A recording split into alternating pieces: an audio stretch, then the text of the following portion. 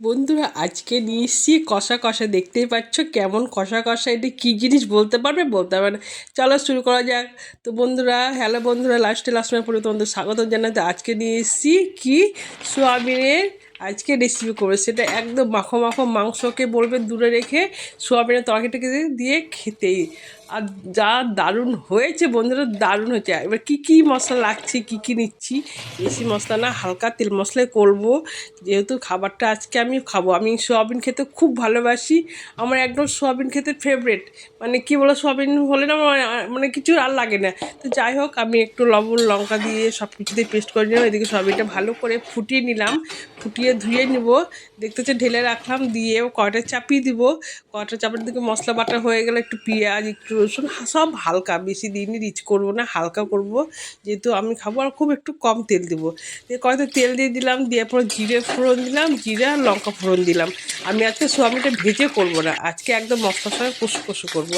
দিয়ে তেলে পুরো চিনি দিয়ে দিলাম। চিনিটা দিলে কি হয়, কালারটা দারুণ হয়।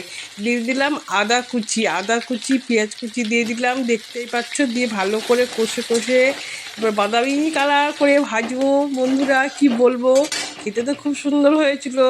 দিয়ে দিলাম টমেটো। কালারটা কি ফাইন লাগছে না বলো তোমরা, কেমন লাগছে কালারটা বলো, কমেন্ট করো তাড়াতাড়ি। তো যাই হোক বন্ধুরা, দেখতে পাচ্ছ টমেটো আর পেঁয়াজ ভালো করে দিয়ে কষে নিচ্ছি, তাহলে কালারটা খুব সুন্দর হবে। আর দিয়ে দিলাম মশলাটা, মানে আদা পেঁয়াজ একটু রসুন একটু পেঁয়াজ দিয়ে ভালো করে কষে নিচ্ছি। একটু কষা কষা ভাব হবে, তেল ছাড়া ছাড়া ভাব হবে।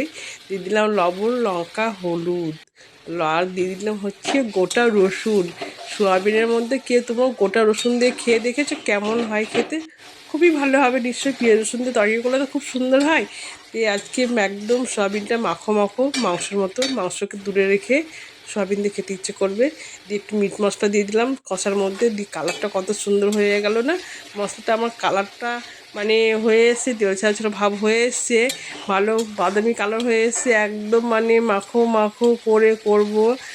মানে এত সুন্দর সেন্ট বেরিয়েছে। দিয়ে দিলাম হচ্ছে সোয়াবিনগুলো আজকে ভাজিনি, না ভেজে করছি। মানে সোয়াবিনগুলো মশলার মধ্যে কষে করবো আজকে, দেখতে পাচ্ছ। আর সয়াবিনটা খেতে এত সুন্দর হয়েছিল না বন্ধুরা, কি বলবো, দারুণ হয়েছে, জাস্ট ফাটাফাটি। আমার ছেলে বলছে, মা এটা কি সয়াবিন? আমি তো বুঝতেই পারিনি সয়াবিন করেছে। আর এটা কি দিলাম বলো তো? কেসুরি মেথি। কেসুরি মেথি দিলে তো খাবার টেস্টি আরও বেড়ে যায়, কি বলবো তোমাদেরকে। তো যাই হোক, আমার কষা হয়ে গেছে। সয়াবিনটা দিয়ে মশলাটা দিয়ে অনেকক্ষণ কষলাম, একদম কড়াই থেকে তেল ছাড়া ছাড়া ভাব হয়ে গেছে, দেখতেই পাচ্ছ। দিয়ে দেবো এবার হচ্ছে জল, হালকা জল দিতে হবে, তাহলে সোয়াবিনের মধ্যে মশলাটা ঢুকলে খেতে আর একটু টেস্ট হবে। দেখতে পাচ্ছ, হালকা জল দিয়ে দিলাম, একটু ফুটবে, টকবক টকবক করে ফুটবে। তাহলে কি হবে, মশলার কাঁচা গন্ধটা তো এমনি নেই, যেহেতু ভালো করে কষেছি। আর হচ্ছে সোয়াবিনের মধ্যে মশলাটা ঢুকে যাবে। দিয়ে দিলাম গরম মশলা, দেখতে পাচ্ছ গরম মশলা দিয়ে মাখো মাখো করেছি। আর বন্ধুরা যা সেন্ট বেরিয়েছি, কেসুটি মেথি দিয়েছি, জাস্ট ফাটাফাটি হয়েছে আজকে, দেখতে পাচ্ছ। আর এটা যদি রুটি পরোটার সঙ্গে দিয়ে খাওয়া আরও ভালো লাগবে, আর ভাত দিয়ে খেলে ভালো লাগবে। তো তোমাদের আমার রেসিপিটা কেমন লাগলো অবশ্যই কমেন্টে জানাবে। ভালো লাগলে লাইক শেয়ার কমেন্ট করবে। আর হ্যাঁ, আমার ভিডিওটা তোমরা কোথা থেকে দেখছো কমেন্ট করে জানাবে। আর ভিডিও যদি ভালো লাগে লাইক শেয়ার কমেন্ট করবে। আর নতুন বন্ধু হয়ে থাকলে আমার পাশে অবশ্যই থাকবে, আমার চ্যানেলটা সাবস্ক্রাইব করবে। আর যদি ফেসবুক থেকে দেখো, আমার পেজটা অবশ্যই ফলো করে দিবে। তো এই যে গোটা রসুনটা তো একটু ভাতের সঙ্গে মাখিয়ে খেলে তো খুব সুন্দর লাগে। যেহেতু সোয়াবিনটা ভাত দিয়ে একটু রসুনের মানে এগুলো দিয়ে বেশ খেলে এত সুন্দর লাগবে, কি বলবো, দারুণ লেগেছে। এখানে ভিডিও শেষ করলাম, টাটা বন্ধুরা।